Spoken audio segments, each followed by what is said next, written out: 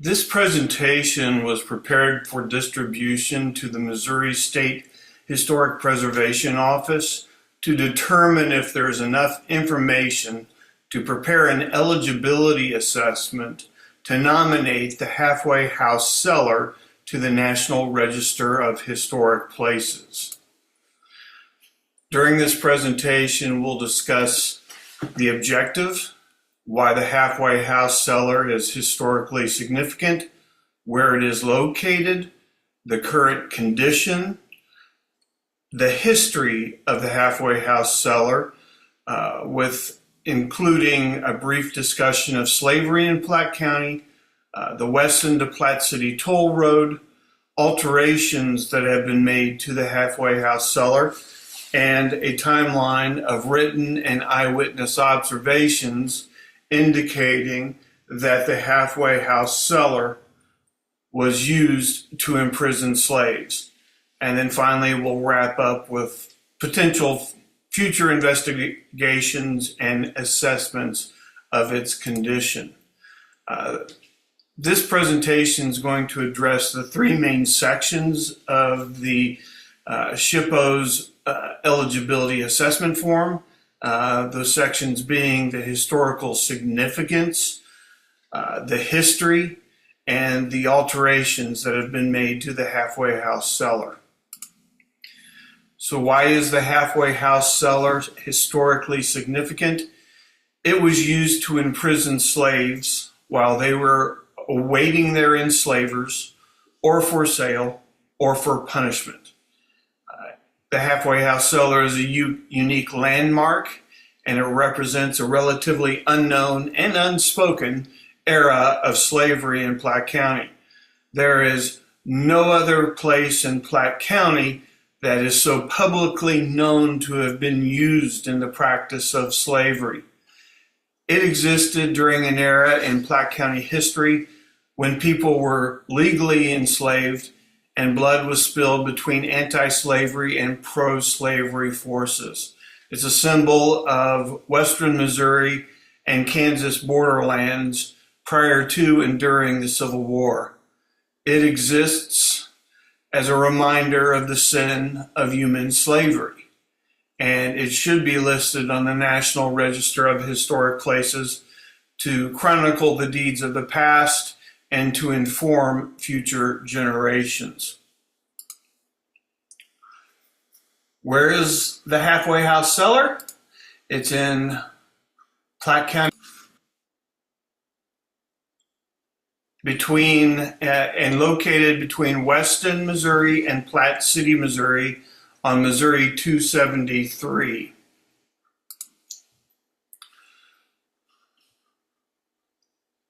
In this drone video, we'll get a good flyover of the halfway house cellar.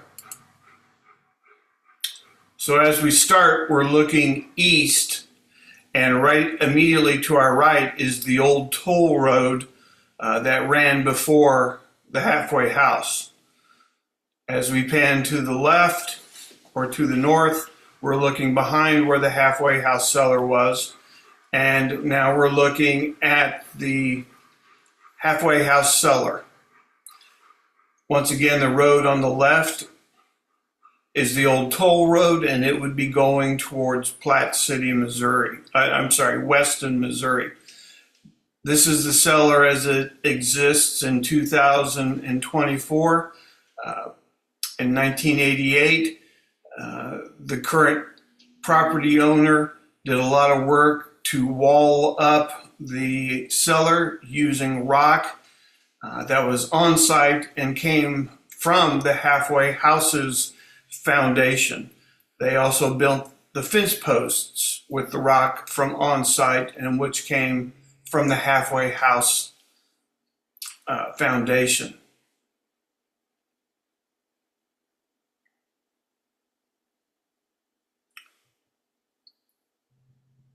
Through that window is the halfway house cellar, as is the arched mound that we see there.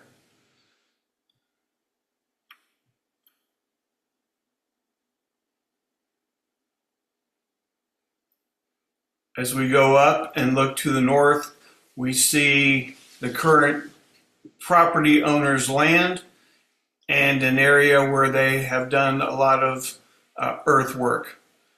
Here we're looking again towards the west, towards Weston, Missouri, and the road in the center is the old toll road that ran right in front of the halfway house.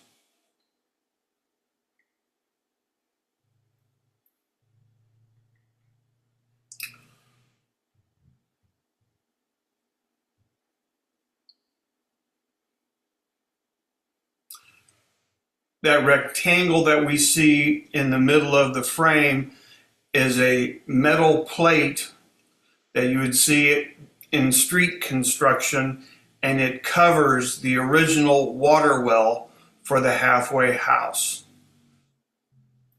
Again, we're looking at the halfway house cellar.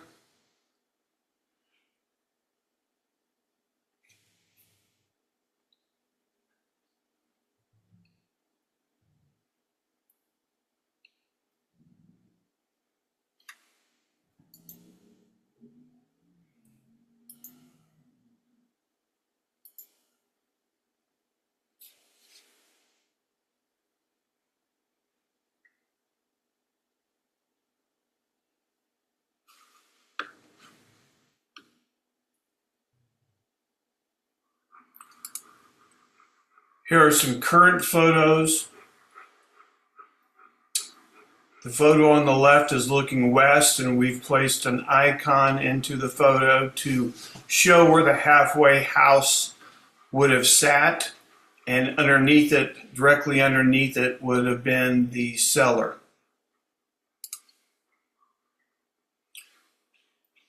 Photos of the south side of the halfway house, where the alcove and viewing platform was built in approximately 1988. An interpretive sign was placed when the city of Weston received a grant from Preserve America in 2006. There are a few inaccuracies. The halfway house was not the toll house, and Floersch was not the toll collector, and the Weston to Platte City toll road was completed in 1859 and not 1849. Now we're looking inside the cellar itself. In the picture on the left, the whole arched area is original cellar. Dry stone masonry, meaning there's no mortar or anything else binding the stones together, just friction and dry fit. The conduit was added in 1988 by the current property owner. Another photo inside the cellar. The picture on the left, we're looking towards the south out that window that we saw in the earlier drone video.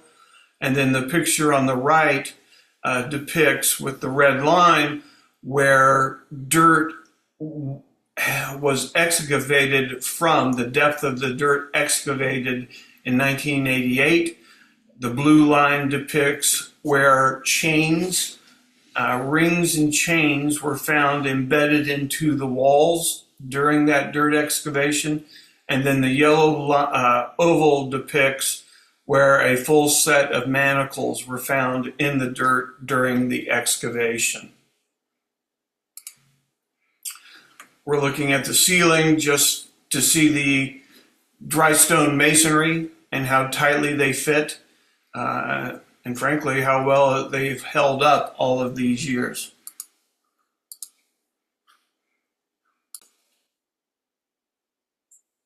These photos show the north side of the cellar. This is behind the fence on the north side, which is private property. In these photos, we see the two entryway flare walls, which were added later and are not original, but the original part of the halfway house cellar is this arched area right here. It is presumed that a portion of the west and north side foundation of the halfway house is still underground in the area. These are photos taken in September of 2023 of the water well to the north of the halfway house. Unfortunately, the rubble and debris blocked it at a depth of about 18 feet, but local lore says that the well itself originally was 100 feet deep.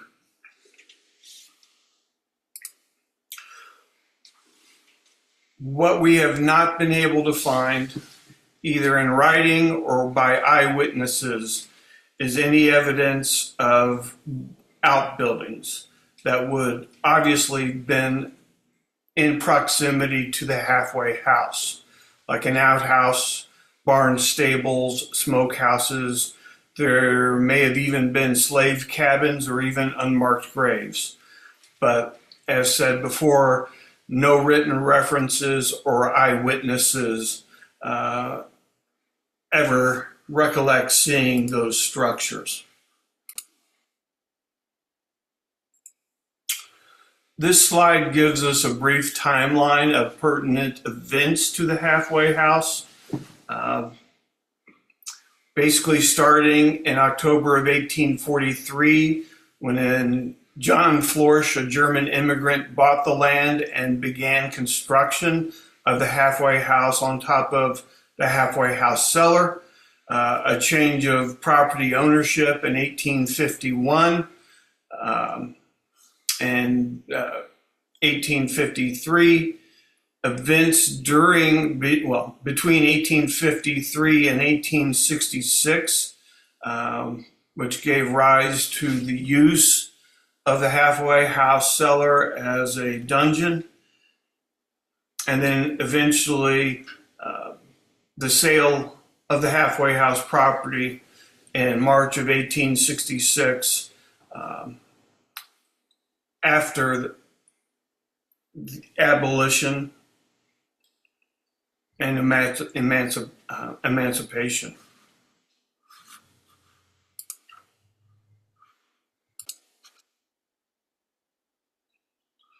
We're now going to examine the history of the halfway house and halfway house cellar by examining the property's ownership. This slide shows the halfway house as it was built and existed in 1912, and then continuing down through a period of demolition until 1988, when in the last lower right photo we see the current condition of the halfway house cellar. During our work, we have been able to chase down and document the chain of ownership all the way back from 1843, when the land was preempted, all the way down and to the current owner of the land.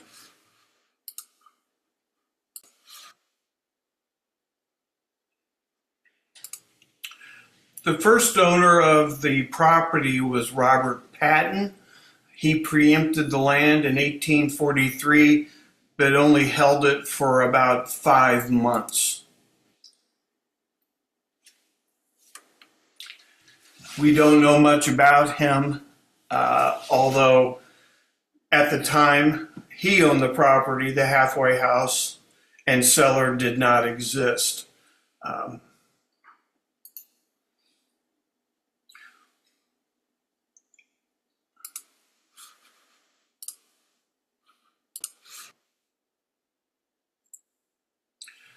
At this point, it'd be good to insert a little information about the Weston to Platte City Road. As this slide shows us, in 1839, there were no roads that were passing by the Patton and then later Floersch property. There may have been a wagon two-track leading between Weston and Platte City, but not an official state road.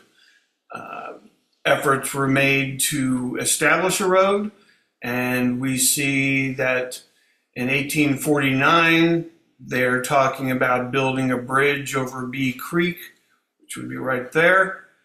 And then by 1851, the Missouri legislature passes an act incorporating the Weston and Platte City Road Company. It authorized the company to construct a substantial plank or turnpike road beginning at Weston and ending at Platte City. The act also set the specific toll rates for the road. And then finally, we see here this map of 1847 where there is existing now a road between the two. So then the next owner of the property is John Floersch and family. He bought it in 1843, and then it was sold in 1853. He owned it for a period of 9 years and 2 months.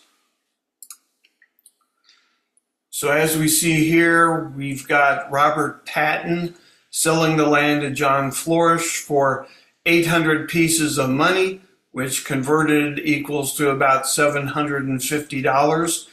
Patton is selling the entire quarter section, and then also in the deal, he threw in 4 acres of corn, 2 head of cows, 6 head of hogs, 4 head of sheep, and all the lumber at the sawmill that was coming to Patton for logs he had furnished. And it's likely then that the lumber was used to build the halfway house. In court records then, we start seeing evidence that the halfway house is being constructed. In 1846 and 1847, Henry Dietz Sr. or his administrators of his estate sued the Floersch family for unpaid debts. And so we start seeing then in September 1843, work for turning rock. In October 1843, 5 days moving family, 5 days turning dirt. In December 1843, we've got 8 days of labor on house. And then we run into an interesting entry for February 1844, where Jacob Dietz assisted Floersch in a lawsuit by Patton versus Floersch. And this seems to hint then that there may have been a property line dispute between former property owner Robert Patton and John Floersch, or maybe there was a property line dispute between Robert Patton as a Platte County Road Commissioner and Floersch. The court file couldn't be found, but then we see that by March of 1844, there's an entry for 1,000 shingles, which seems to indicate the dispute was resolved and construction had resumed in 1844. We know that there was a Henry Dietz Younger who was a stonemason who immigrated from Germany. We don't know, we can't confirm that there was a relationship between Henry Dietz Sr. and Henry Dietz Jr. And we also can't tell if Henry Dietz Sr. was a stonemason or not. But based on the court record, it's obvious that he was very involved in the construction of the halfway house and cellar. This is a photograph, the earliest that we have, that was published on October 3rd of 1912. showing the halfway house. And it has been colorized, but it's obviously a big house, well made. And fortunately, we have several newspaper articles from, say, the late 1920s and early 1930s that went into detail about the construction or the layout of the halfway house. So starting at the top, we have a loft or an attic that extends the entire length of the house, where you can go up a small narrow stairway to get up into the attic area. And it was in several of these newspaper resources indicated that the dormer room was where the common traveler could stay or sleep, while quality folks slept on the first floor.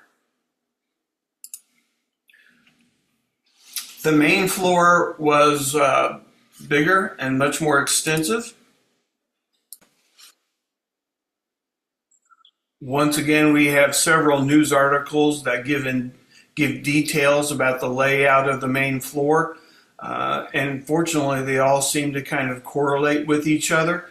But the building was of native stone and was 56 feet by 35 feet wide. It faced south. There were stairs that you could walk up to get to the upper floor. There was a wide porch that once extended across the entire front of the house. And in all of three of these photos, we're looking at the south. Well, here we're looking at the north, the west, southwest side. Here we're looking at the south side. And then once again, this is the south side again. So we've got the wide porch extending across the entire front. The main floor had 4 large rooms with a hallway running north and south. One source said that there was an auction block out in front of the house for the auction of slaves.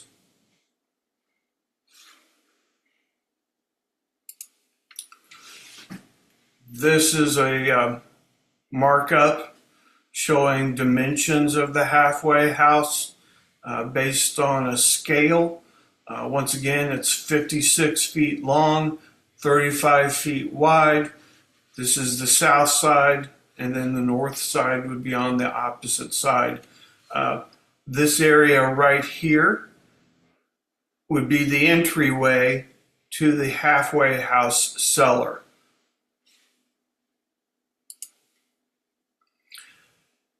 And then you had the basement, and you could either go outside from the basement or go upstairs to the main floor. It was built on the side of a slope, and this being the east side was more fully exposed than the west side. Right underneath this umbrella right here would be where the halfway house cellar would have been, the entrance to it. Same here. The basement itself was broken up into 3 rooms or 2 ends. On the east end, you had a tap room, a dining room, a kitchen type of thing. Somewhere as well, there was a small room where they would lock up spirits and food supplies, liquor and food supplies. And then on the west end of the basement area was where the halfway house cellar was located. And on the north side of the basement, there was a very narrow passage where you could move from the east side of the basement back and around to the north side of the halfway house cellar, which was a few steps even further below ground.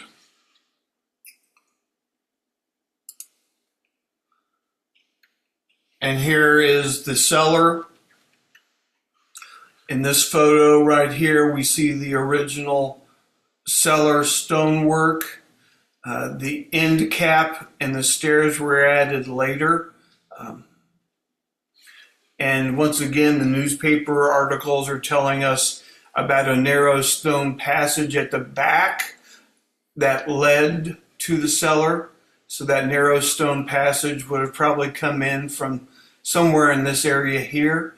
They're describing the cellar as being 27 feet long, 17 feet wide, and 10 feet deep, which is fairly accurate. There were 3 small slit windows somewhere, and most of these news articles, they talk about the iron rings that are affixed to the walls of the cellar in here, to which slaves, as Laura Brown Williams says in 1941, were tied and tried as the mode of punishment of a few slave owners who were severe and exacting of their slaves.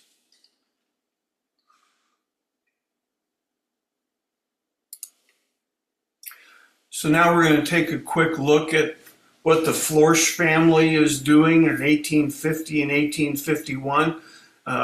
The 1850 Platte County Agricultural Census shows them doing very well. They've cleared land. They've got livestock. They're doing well. They're producing wheat and corn and potatoes.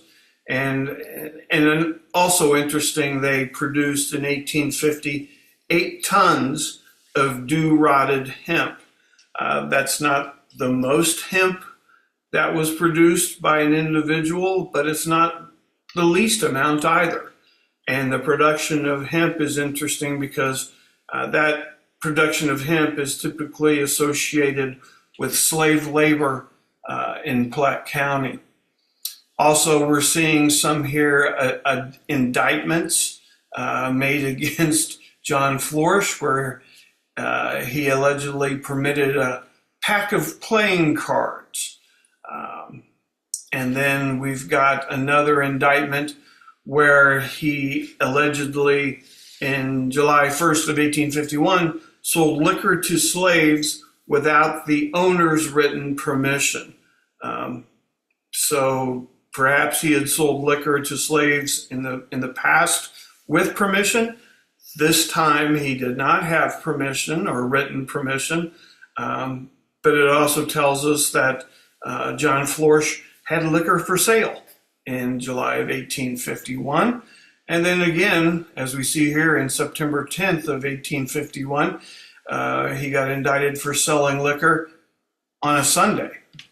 So once again, he had the liquor available, but the offense or the transgression was selling it on Sunday instead. All of these things for gaming and such aren't a big deal. It's widely reported in Paxton's Annals. And if you look at some of these names here, you see like Ira Norris, who would later become clerk of the Platte County Circuit Court. You see G.P. Doris in this instance. And then over here, who was later known, or is known now, to have been a Platte City slave trader. And then we have October 20th of 1851, and as indicated here, there was a confrontation between John Floersch and his neighbor, and during the confrontation, his neighbor, Hall L. Wilkerson, was shot and then later died. John Floersch and his sons were arrested for murder, and eventually found guilty at trial and sentenced to prison. The two sons were pardoned by Governor Sterling Price. John, though, died in prison on January 13, 1855.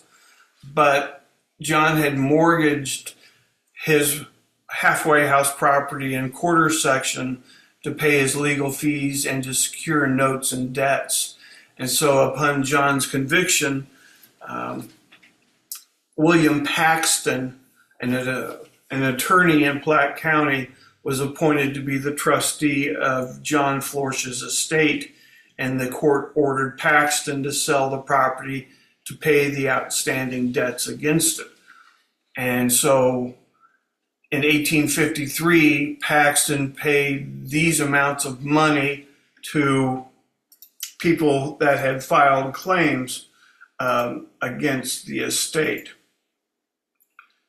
And interestingly, a couple of these folks, Fielding Cockrell and Clinton Cockrell, as we'll see later, had quite extensive slave ownings. Per the 1850 slave schedules, Fielding Cockrell owned 21 slaves, and Clinton Cockrell owned 14 slaves.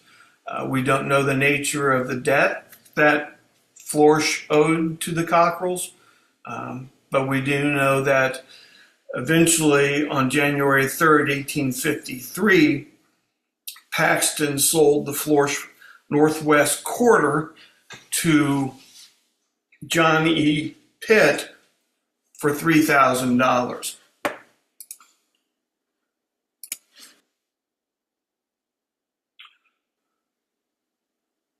But before we get into discussing the next owner of the halfway house, we're going to have a very brief discussion about slavery in Platte County.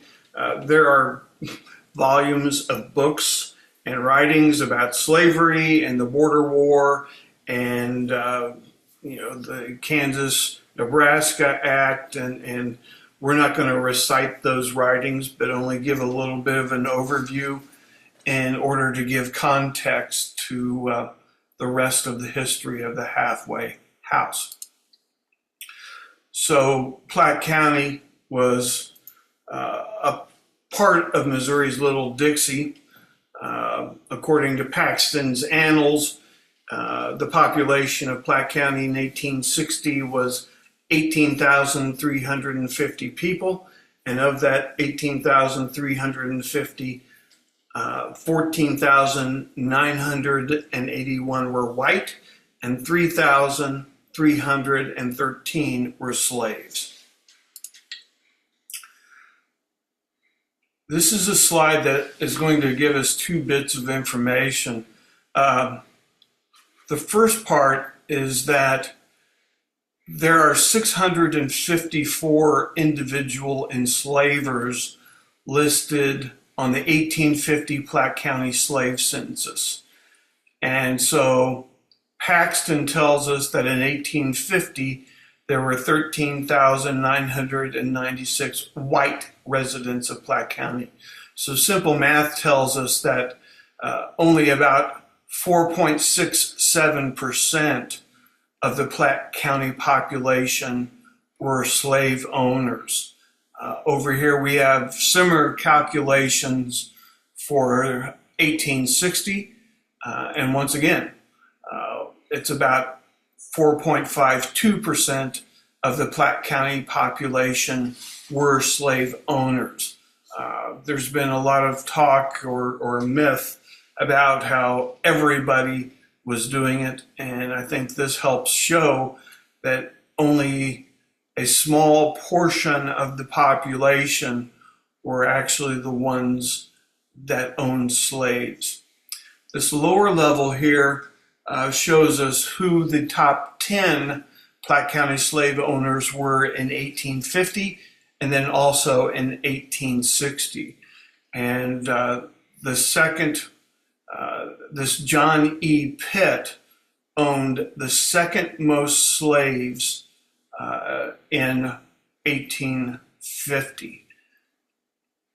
He even owned more than George P. Dorris, who was a known slave trader in Platte City. And then here over in 1860, we see Dorris again, but Pitt has fallen out of the top 10. It's a good time to stop here and take a breath and say, okay, what were the elements of Platte County's small-scale slave ownership?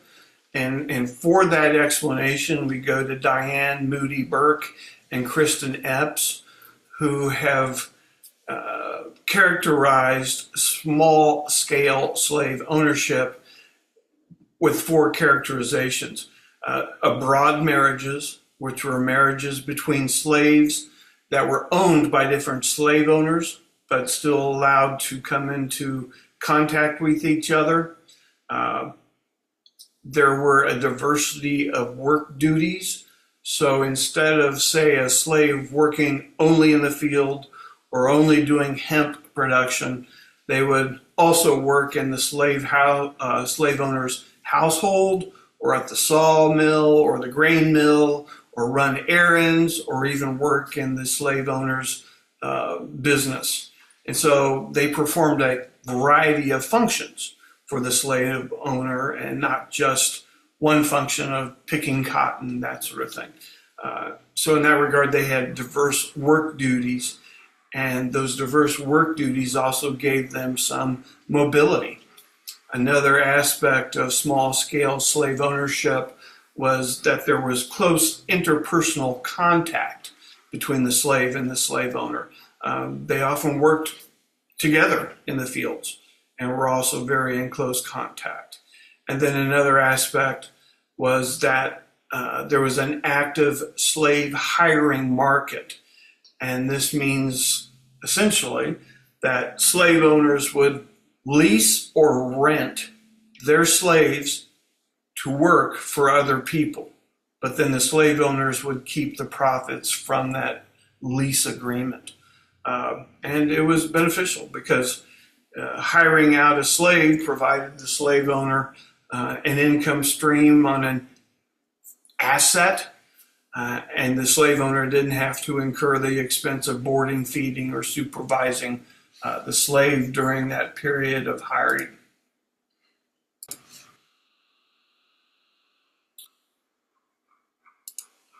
So in this slide, we're seeing examples of Platte County slave sales and hiring between 1857 to 1859 that were recorded and reported in Paxton's Annals, written by William Paxton. Basically a chronology and timeline of Platte County history from pre-Platte purchase all the way to 1887. And so we see sales happening and the prices that they're bringing. And then we're also seeing slaves being hired. Multiple instances. As both Paxton and Dr. Trexler say, the golden age of slave values were in the 1850s. And Paxton agreed with that, saying that in 1859, the Negro traders paid fabulous prices for slaves.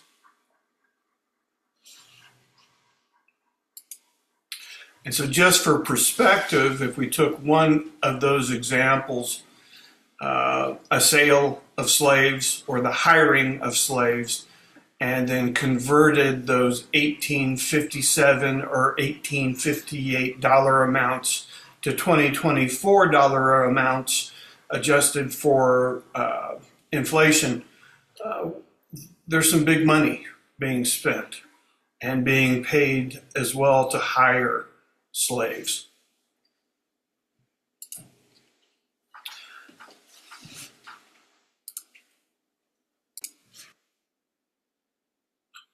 So on the subject of slave hiring, we're going to take a look at three interesting court cases. The first one is from 1851, where Lolita Winston sued Johnny Pitt and William Paxton for non-payment of a slave hiring agreement. And the note, or the promissory note, said that Paxton and Pitt would pay Winston $100 for the services of a boy slave Lewis for a period of February 4th, 1850 to January 7, 1851. And that Lewis was to be delivered to Pitt, who was the one who was to have his services. In addition to the $100, Pitt and Paxton were supposed to clothe Lewis comfortably and return him on January 7th, 1851 with one new set of winter clothing and a blanket worth at least $200. And, for her petition, Winston alleged that neither defendant paid the money, failed to provide him clothes, furnished any clothing, or returned him with the winter clothing or blanket. Pitt took responsibility to answer the Winston's petition and said he wasn't responsible for the debt because he didn't get the value of the consideration because Lewis again and again ran off from this defendant who's put to great trouble and expense of the balance of $125 or more to recapture him. And then Pitt went on to allege that Winston knew about Lewis's habit of running away, but had never said anything to him, to Pitt about that. The jury verdict was for Lolita Winston against Johnny Pitt for $120.75. The next lawsuit about hiring that involves slave hiring was from 1853. And in this case, Elijah Dale, who is indicated on the case style as being a free person of color, sued Johnny Pitt for fraudulent misrepresentations.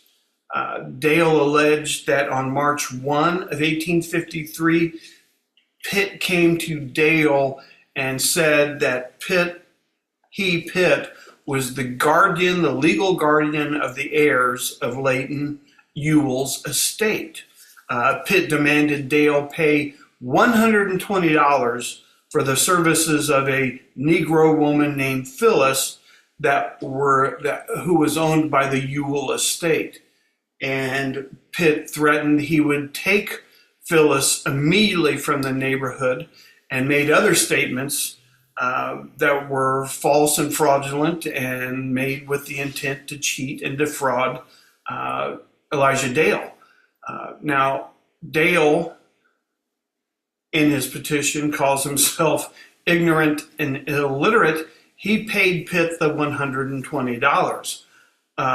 He also talks in his petition that Phyllis, while a slave, was Dale's wife. So Dale sued this white, wealthy attorney, Johnny Pitt, for $250 in damages, citing necessaries, boarding food for both Phyllis and her youngest child, while Phyllis had lived with Dale for more than 2 years. In his answer to Dale's petition, Pitt admitted he was not the guardian of the Ewell heirs. He thought he had been appointed guardian, but he had not been. But Pitt also knew, seems to tell us that he knew of the relationship between Dale and Phyllis, because Pitt said that he had hired Phyllis out in 1851 and 1852 to a third-party person named Masoner for $80, and then again for $40 in 1853. So Pitt denied he would ever transact business because Dale was a Negro, and said that the hiring of Phyllis had been transacted with this third-party masoner. And then Pitt speculated that Dale was personally giving the money to third-party masoner so that masoner could hire Phyllis on Dale's behalf. So Pitt is speculating that, well, so if Pitt's speculation is true, Dale was essentially hiring his own wife under the slave hiring system. Nonetheless, the jury found for plaintiff Dale against defendant Pitt in the amount of $130.80.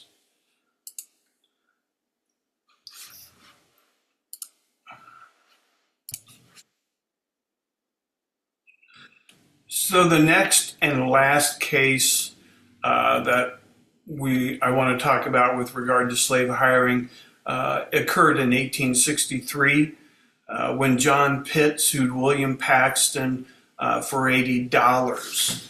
And the $80 was what was left after Pitt gave Paxton credit for a $40 reward that Paxton had paid to a slave catcher for bringing Isaac home from Kansas. And so what appears to have happened was that sometime on May 10th, 1862, slave catcher John S. Wilkinson had billed John E. Pitt $100 for arresting out of state a runaway slave named Isaac belonging to said Pitt. Paxton paid Wilkinson, and Wilkinson assigned the account or the debt to Paxton so that Paxton could collect upon it. Depositions taken in the case are kind of interesting because during this period of time, it appears that Mrs. Elizabeth Pitt, Johnny Pitt's wife, was acting as John Pitt's agent because Johnny Pitt was absent from his home during the winter, spring, and summer of 1862. And Mrs. Pitt then arranged the deal with Mr. Paxton to pay the slave catcher for bringing Isaac back, but she didn't want him back on the home place, and she made the agreement that if Paxton paid the money, then she would allow Paxton to have Isaac's services for 1 year. Later, Mrs. Elizabeth Pitt did want to bring Isaac to the home place, and she tried to collect money to pay Paxton on a prorated amount. And finally, in this case, the jury rendered judgment against plaintiff Johnny Pitt and in favor of defendant Paxton for $47.20 and $15.38 as court costs. So we have three examples there of slave hiring going on in Platte County. The next slide we're looking at are the slave traders that we've been able to determine were operating in proximity to the halfway house. So up in St. Joseph, Missouri, you had Wright and Carter. That would be Francis Marion Wright, William M. Carter, and then later, after Francis Marion Wright was killed, Milton H. Wash. Then in Weston, Missouri, you had the White Williams and Company slave trading firm. On the other end, you had George Poole Dorris and his son Tom Dorris in Platte City. And right in between White Williams and Company and the Dorrises was the halfway house.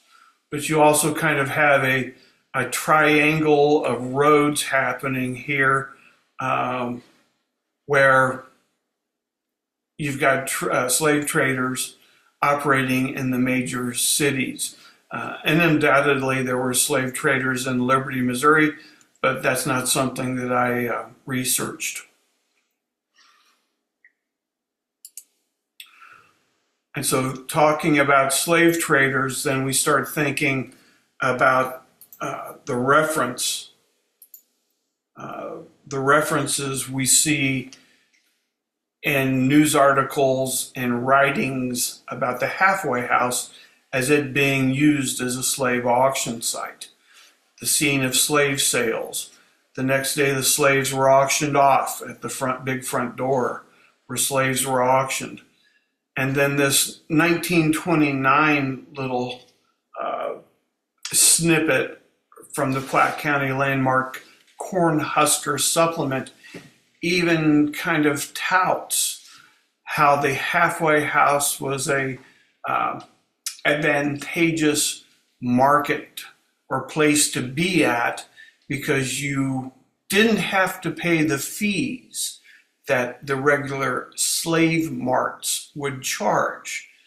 We've never been able to find what fees were being charged at the slave marts in Platte County, so we have to kind of go to Dr. H.A. Trexler, Slavery in Missouri, and take a look at what Bernard Lynch was charging in his infamous slave pen in St. Louis. No charge less than $1, 37.5 cents per day for board, 2.5% on all sales of slaves. And then we've got references here to then an auction block, which correlates kind of with this snippet from a 1971 historic inventory, where they talk about a stone hitch was in the front yard of a residence at 865 Ashley, that it was found in the old cellar, the halfway house, by a Reverend Charles Hagee.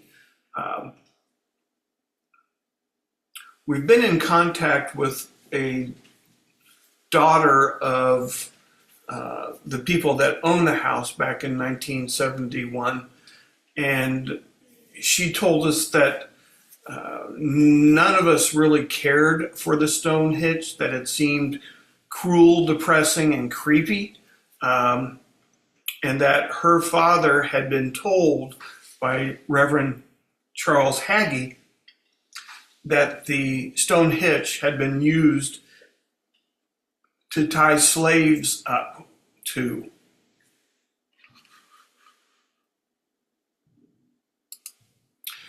So now let's talk about the next owner of the halfway house.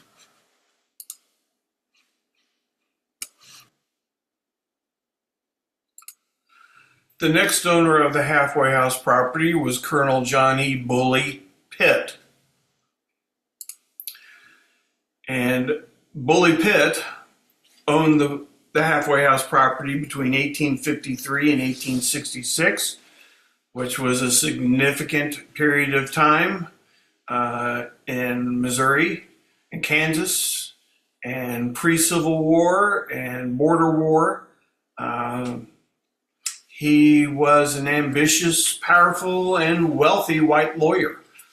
He had migrated from Kentucky to Platte City in 1843, immediately started inserting himself into the government and social strata of Platte County. We know that he registered 30 slaves in 1850. And in 1853, he bought the halfway house property. He got elected and served as state representative for Platte County. We know that in 1860, he allowed a E.J. Stockwell to live in the halfway house. We don't know if Stockwell also operated the roadhouse. In 1860, he's registering 10 slaves on the slave schedule. And then we know that in 1861, he rents the halfway house property to Barton Estes for 1 year, but Estes is only allowed to cultivate the farm and cut timber to build a rail fence. Johnny Bully Pitt was a secessionist and a Confederate sympathizer. On September 1, 1861, he and 5 other Platte County men raided William Carpenter's store, to stealing 16 barrels of sugar and molasses, boots, pants, and fabric. Within a week after Pitt and his cohorts raiding the store, Confederate Major General Sterling Price and Steen basically wrote a memo to the Confederate Army saying that Pitt had no connection whatever with the Confederate Army, and he had no authority to organize troops. So next we find that Pitt was captured in 1862, basically during the period that his wife Elizabeth was acting as his agent in business affairs. And for that the raid on Carpenter's store, Pitt and the 5 Platte County men were charged with larceny in grand larceny in 1865. So there became a time in 1865 and 1866 when a lot of Pitt's debts and notes that were secured by his land holdings were being called due. I think by this time he'd probably also lost, or he would have had lost, all of the value of his slave holdings as well. So faced with sheriff's sales, Pitt sold over 2,000 acres of land to pay his debts, including the halfway house, quarter section 21. And eventually, he moved from Platte County to Los Animas, Colorado, where he later died.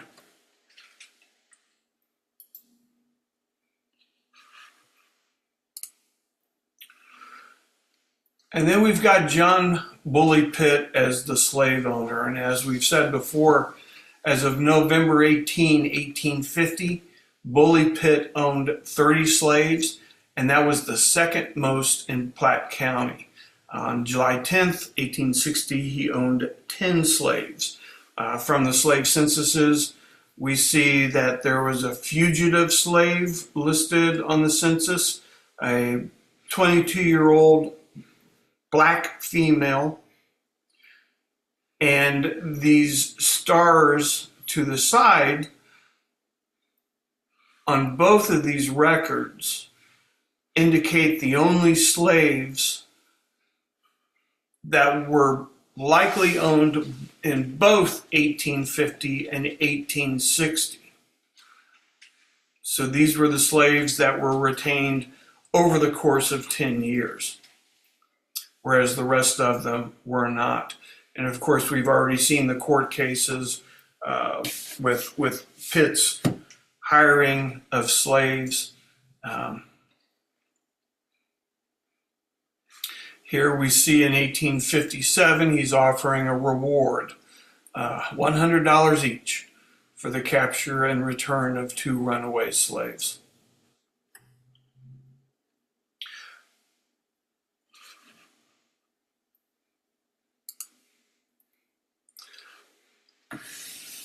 From this newspaper account published in 1857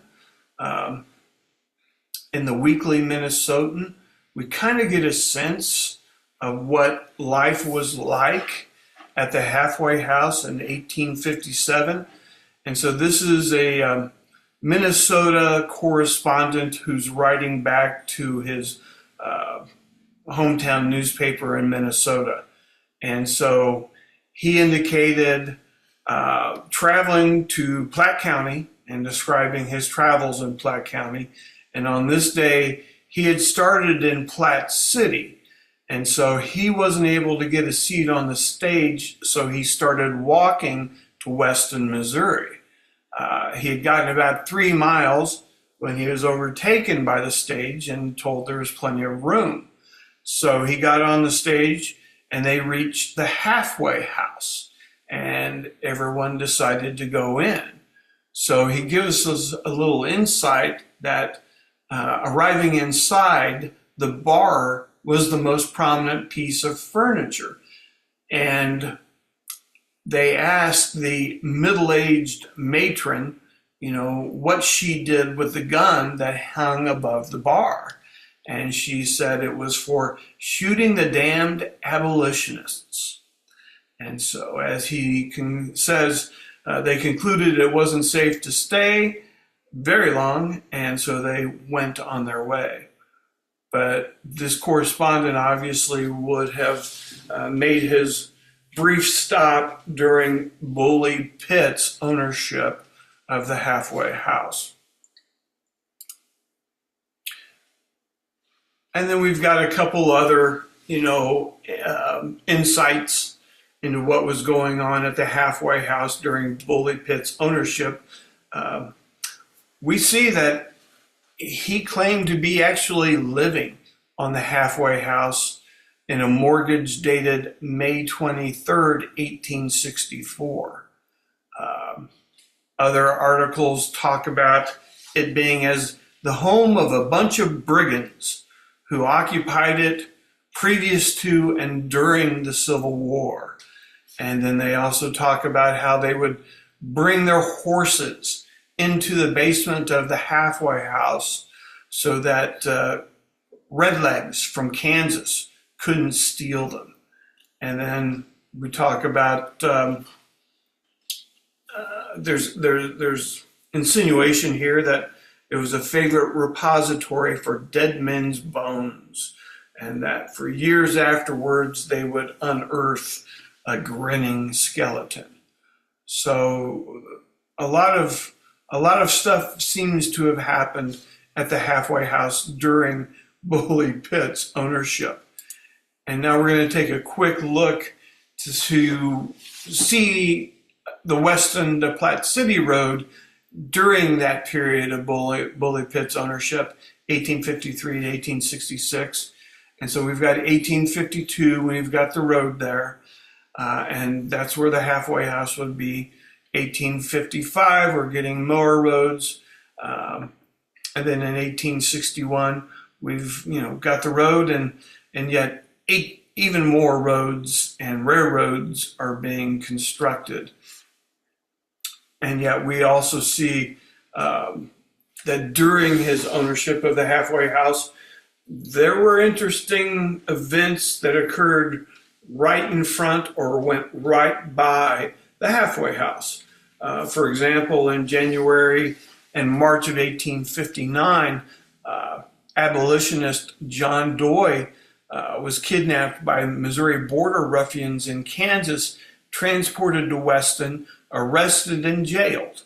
He was later transported from the Weston jail to the Platte City jail, and then later from the Platte City jail to the St. Joseph jail via Weston for court trial.